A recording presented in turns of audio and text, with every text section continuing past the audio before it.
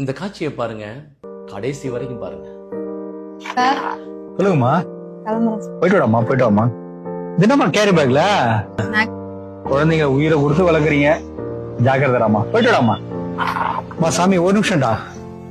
உங்களுக்கு ஒரு நுட்பமான ஒரு சின்ன செய்தி சொல்றேன், உள் வாங்கிக்கிங்களா? நம்ம எவ்வளவுதான் குழந்தைங்களுக்கு செலவு பண்ணி நம்ம வளர்த்தாலும் நாளைக்கு அந்த குழந்தைங்க வளர்ந்து வந்து நம்மளை பாதுகாக்காது.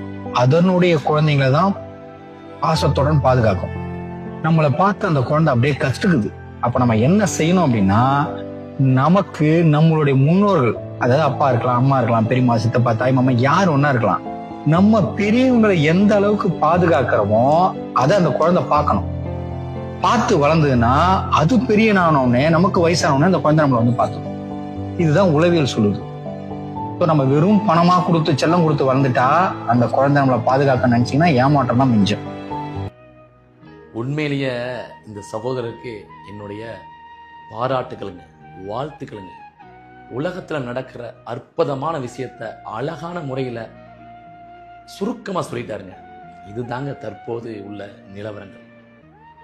நாம குழந்தைகளை எவ்வளவு கஷ்டப்பட்டு பொத்தி பொத்தி வளர்த்தாலும் அது பெரியாள் ஆனதுக்கு அப்புறம் அவங்களுடைய குழந்தைகளை தான் பொத்தி பொத்தி வளர்க்குறாங்க. ஏன்னா நம்ம அப்படி வளர்த்துருக்கோம் குழந்தைகளை. அதனால உங்களுடைய தாய்